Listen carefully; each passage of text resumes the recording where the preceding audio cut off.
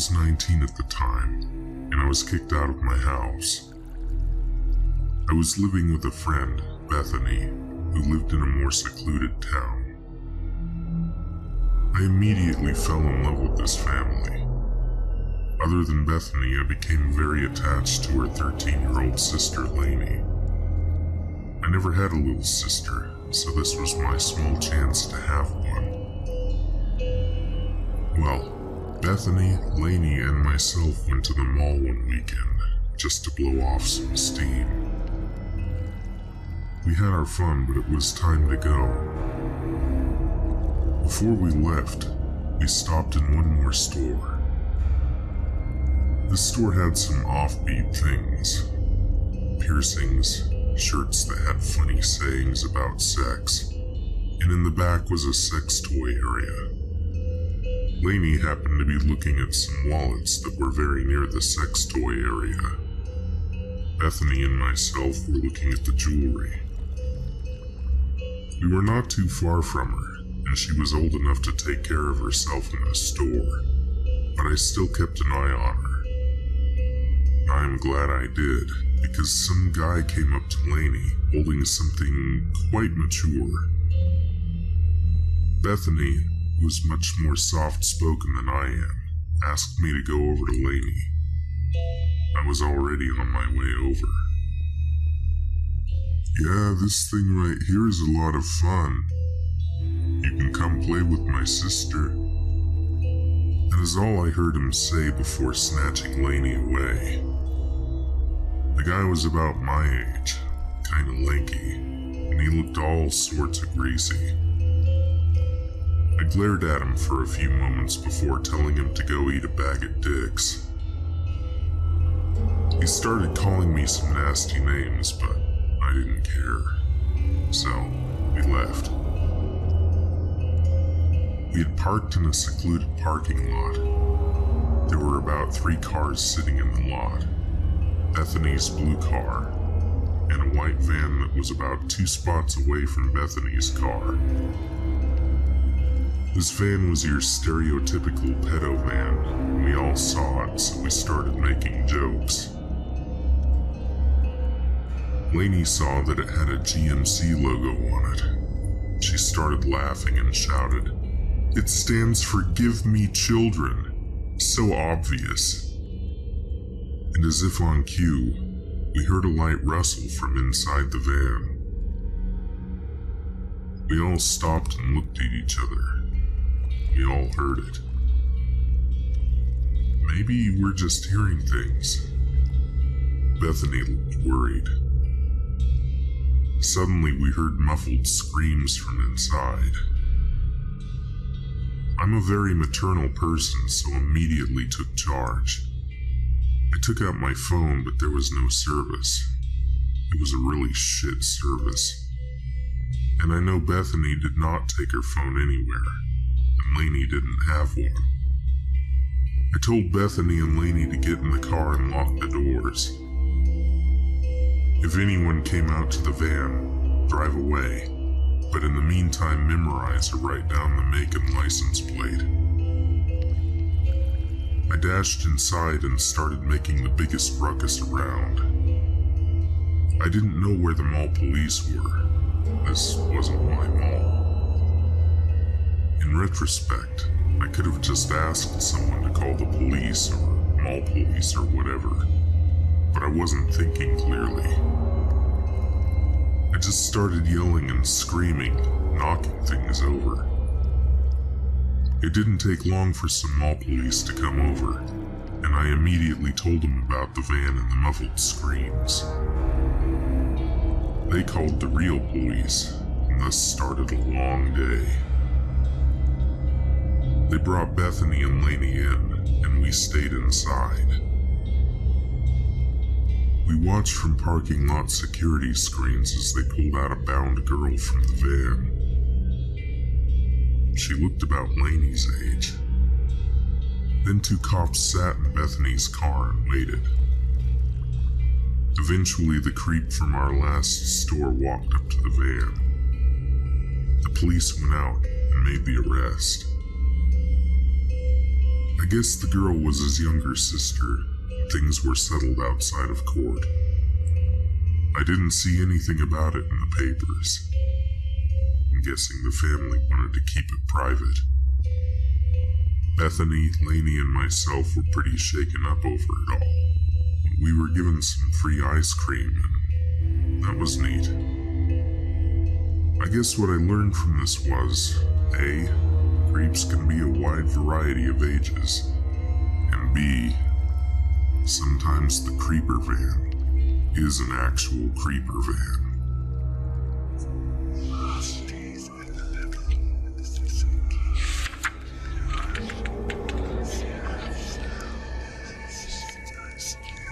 It was the fall semester of my second year of college. No longer a freshman, I felt I had a pretty strong grasp on campus life. A female friend of mine from high school, who I admit I had always found attractive, had just started, was living in the dorms, and often required my services as an experienced sophomore co-ed. One evening she asked if I wanted to come over to watch a movie on her crappy 12-inch TV. Knowing it meant being cuddly on a bed, the only seating for two in the cramped dorm room, I accepted her offer. The movie had ended, and curfew was quickly approaching. Due to the dorm's policies on boys after 11, I began to put on my shoes in preparation for my departure. That's when she grabbed my shoulder. I instantly saw the look of worry in her eyes, and then realized she had seemed off all night long. She finally confided in me. She told me that over the past 2 nights, some guy, knocks on her door. He does it so softly that when she finally woke up, she wasn't really sure how long he had been there. And he talks, repeats, keeps asking if she's sleeping and if he can come in. So far, she's said nothing. She just lies there, the blankets up to her chin. This goes on for about an hour, and then he just stops and is gone. She finally asked her neighbors today if they had heard anything, had a similar experience. They said no. Now, this is college. I wasn't too worried. There could be any number of explanations. Most likely, a prank. Maybe even perpetrated by her supposed unknowing neighbors. The dorm was pretty secure, the hallway lights always on, and the exterior doors locked after 11. It had to be a prank. But to console my upset friend, I agreed to stay the night in case the events were to reoccur. Much to my dismay, I slept on the floor, but I did sleep. Honestly, I wasn't super concerned. If this did happen again, I'd just cowboy up, tell the guy off, then hopefully spend the rest of the night next to a grateful warm body beneath neon purple bedsheets. I was in a deep sleep when a slight tap on my shoulder abruptly awoke me. It took a moment to remember where I was and regain my equilibrium, but shortly after doing so, I heard the knocking. But it was really more of a tapping. Very soft, almost gentle. It paused about every 4 or 5 beats. The only light in the room was the light coming from under the door in the hallway, with the exception of the 2 shadows made by the individual's feet. I looked to my friend, not sure how long she had been awake.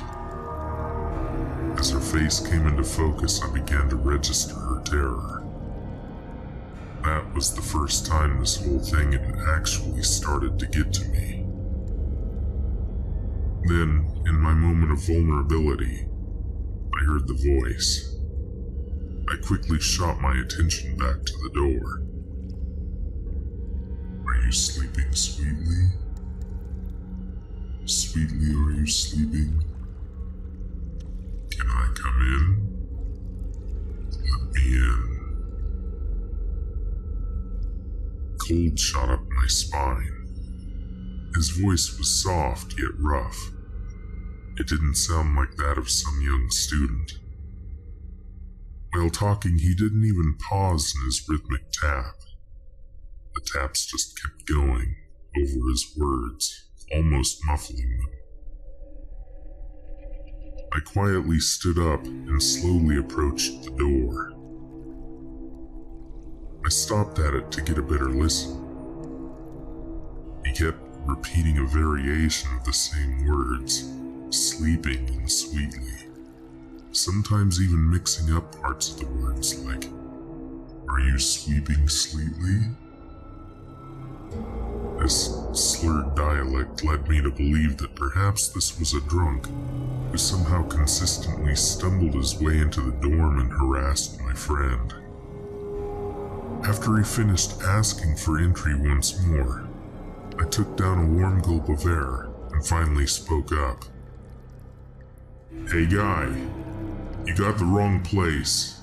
Why don't you get lost?" The tapping abruptly stopped. There were no words.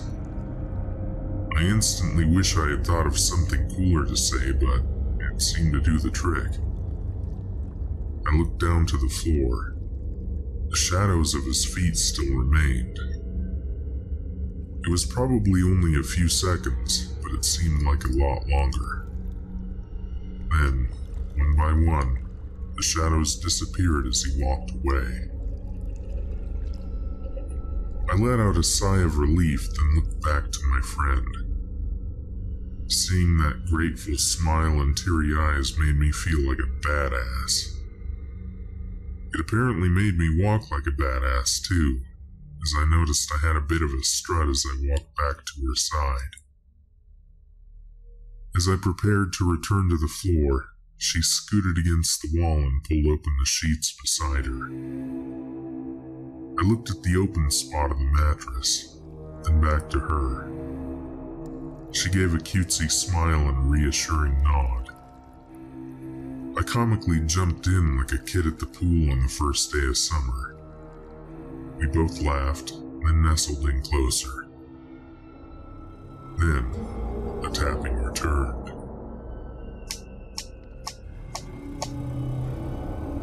I popped up with a mixed fuel of fear and anger. The shadows had also returned. This jerk just made me go from badass to punk ass in less than 2 minutes. I jumped up, rushing the door, and shouted as I stomped. "Hey man, I told you to get the hell out of here." I stopped at the door, my hand on the knob. No response from the other side. I would have killed for one of those hotel peephole things, but was honestly afraid to crack the door open. After a beat, a voice spoke up. "This is the RA. Boys are not allowed on the premises overnight. For the safety of the other girls, you have to leave or I'll report your friend." My friend let out a "crap," then jumped up to answer the door. She put on a pair of pajama pants that were under the covers. I grit my teeth in disappointment, realizing she had at some point in the ordeal slipped them off. She ran up beside me, then opened the door. "Sorry," she said to the RA, then began to explain. "You see, there was this guy who—" The RA interrupted her. "Under no circumstances should a boy stay overnight in the dorm, nor should you sit helplessly in a dangerous situation. were someone to actually come to you or any of the other girls' doors at night, you should dial 4 on your phone for campus security or report the incident to me. You've been the only one we had to visit multiple times. Now get that guy out of here. So it turns out the whole thing was some RA's idea of teaching the girls a valuable lesson. And in fact, half the girls in the hall had experienced the same incident, aka the RA's boyfriend. Clearly, not only was she breaking the very rules she was enforcing by letting her boyfriend in at night, but she was also doing this bizarre lesson without the knowledge of the school. Later, my friend filed a complaint, and the RA was relieved of her duties.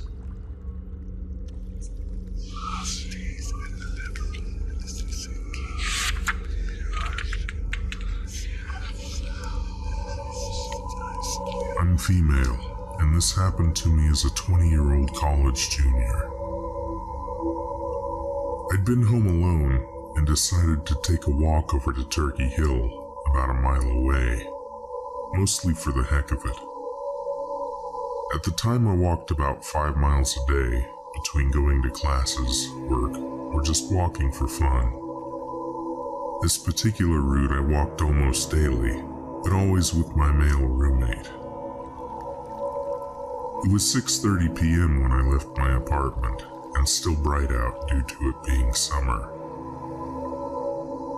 I walked along the side of the road, enjoying the sunshine, texting away on my phone as my generation often does, when a big, bright red Ford Explorer pulls up next to me at around 6:35 p.m. I know because my phone was out. "Hey hun, you want a ride?" No, I did not want to ride. "Are you sure? I can take you anywhere you want to go." Yes, I was quite sure. All the while I tried to stay fairly cheerful. I tend to hope for the best in people, and it wasn't uncommon for men in cars to beep at me, or slow down to shout harmless compliments, as boys in college towns often do. But this encounter was different from the rest. For starters, he was not a boy. This was a man in his mid-40s, and his face will forever be seared in my brain. He was chubby, white, and about 5'10", with short brown hair. He was wearing a navy blue polo, sunglasses, and a smile.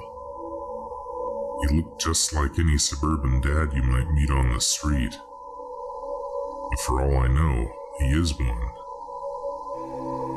After my polite refusal, the man drove slowly next to me for a few moments before driving away. I took my first real breath and shook my head for being worried. I checked my phone for a moment, and when I looked up, that same cherry red Explorer made a sudden and illegal U-turn in the middle of a three-way intersection not far from where I was. The car came at me with alarming speed and stopped hastily just a few feet from where I stood, paralyzed with fear and confusion. He opened his car door and stepped out, still smiling that suburban smile, looking right at me. My mouth was dry. I still couldn't fully process what was going on.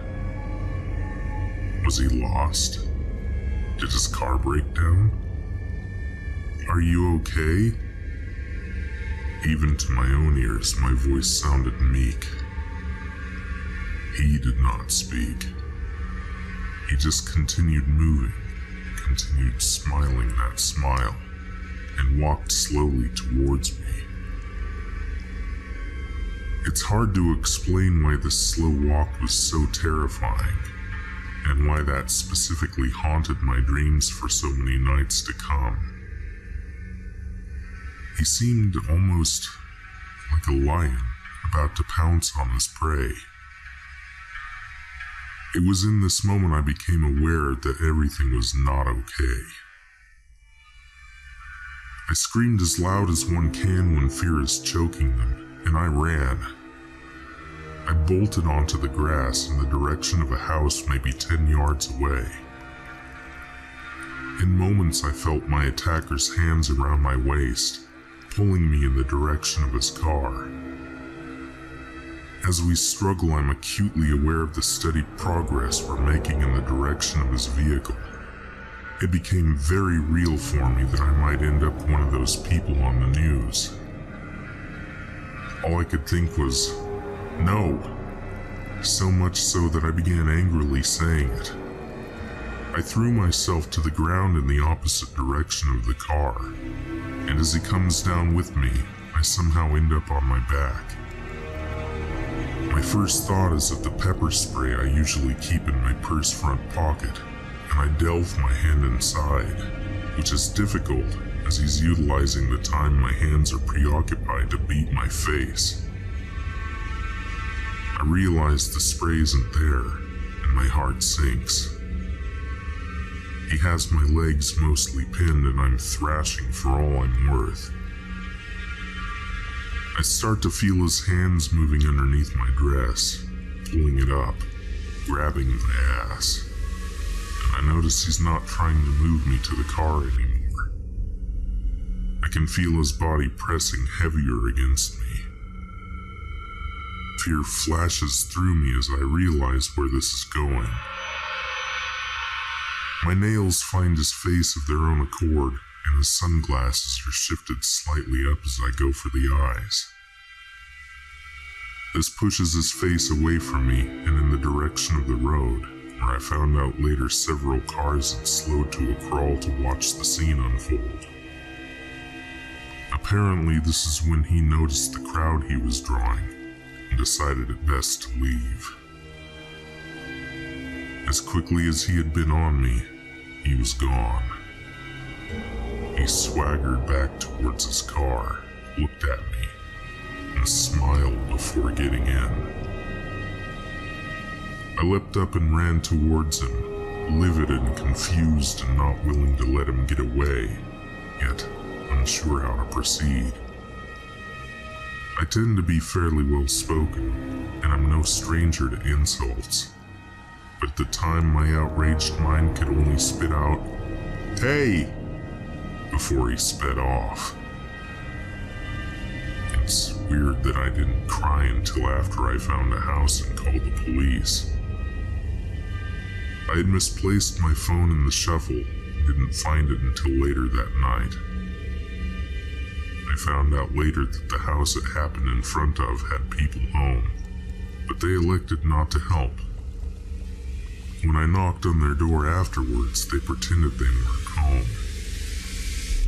The only time people started to come forward with their versions of the story was after the police had arrived, and some sick excitement to get their 15 minutes of fame. The man was never caught.